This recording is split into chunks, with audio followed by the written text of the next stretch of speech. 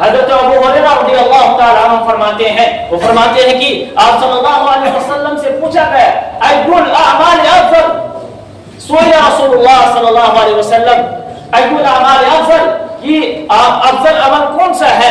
رسول اللہ صلی اللہ علیہ وسلم نے فرمایا ایمان باللہ ورسولہ، اللہ اور اس کے رسول پر کیا لانا؟ ایمان لانا۔ پھر کہاں گیا؟ قیل ثم ماذا؟ قال الجہاد فی سبیل اللہ۔ پھر آپ صلی اللہ علیہ وسلم سے پوچھا گیا کہ کون سا عمل افضل ہے؟ آپ صلی اللہ علیہ وسلم نے فرمایا اللہ کے راستے میں جہاد کرنا۔ اور پھر کہا قیل ثم ماذا؟ قال الحج مبرور، حج مبرور، کہ حج مبرور افضل ہے۔ وہ ایک اس حدیث سے پتہ چلتا ہے کہ حج مبرور جو ہے افضل عمل میں سے ہے، حج مبرور افضل عمل میں سے ہے۔ اور خوش قسمت ہے وہ لوگ جن کو اللہ نے بلایا ہے خانہ کعبہ میں۔ میرے دوستو حج مبرور کیا ہے؟ حدیث کے اندر آتا ہے حج مبرور وہ ہے کہ ولم یرفث ولم یفسق، جی حج مبرور اس کو کہیں گے جس میں نہ کوئی فحش کی گویائی ہوئی ہو، فحش باتیں ہوئی ہو، ولم یفسق، نہ ہو معدومی ہوئی۔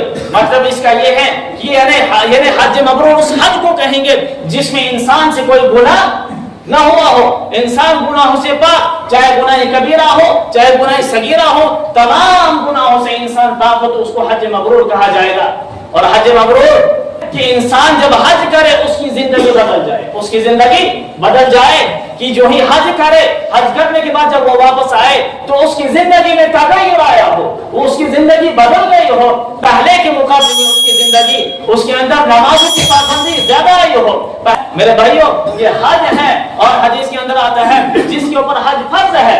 حضرت علی رضی اللہ تعالیٰ عنہ روایت کرتے ہیں، مسلم کے اندر روایت موجود ہے، حضرت علی فرماتے ہیں کہ آپ صلی اللہ علیہ وسلم نے فرمایا من ملک زادا وراحلۃ تبلغه الى بیت اللہ، جو شخص زادہ راحلہ کا مالک ہو، جس کے پاس اتنا مال ہو، جس کے پاس اتنی دولت ہو، جو حج بیت اللہ کر سکتا تھا، فولم یحج، اور اس نے حج بیت اللہ نہیں کیا، اس نے حج نہیں کیا، فلا علیہ ان یموت یہودیا او نصرانیا، پر ہمارے ذمہ کوئی بات نہیں ہے چاہے وہ پھر یہودی ہو کر مرے یا چاہے وہ پھر جو ہے نصرانی ہو کر مرے۔ اللہ حفاظت فرمائے۔ اس حدیث کے اندر حضور علیہ الصلوۃ والسلام نے فرمایا جس بندے کے اندر حج فرض ہو، جو مال و دولت رکھتا ہو، جس کے پاس اتنی استطاعت ہو، جس کے پاس اتنی طاقت ہو، وہ حج کر سکتا تھا، لیکن اس کے باوجود اس نے حج نہیں کیا، چاہے وہ یہودی ہو کر مرے یا نصرانی ہو کر مرے۔ العمار والحفیظ، کیا یہودی ہو کر مرنا، کیا نصرانی ہو کر مرنا ہم لوگ پسند کریں گے؟ کوئی بھی پسند نہیں کرتا۔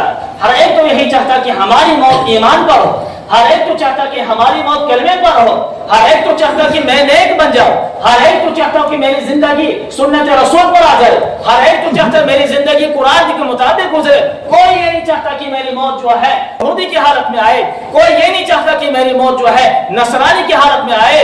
لہذا یہ وعید ہے، لہذا جن حضرات کے اوپر حج فرض ہے، جن کو اللہ نے مال و دولت دیا ہے، جن کو اللہ نے اس نعمت سے نوازا ہے، ان کو چاہیے کہ اپنے گریبان میں جھانک کر دیکھ لے، ان کو چاہے کہ اس جو ہے اس وعید سے بچنے کی کوشش کرے۔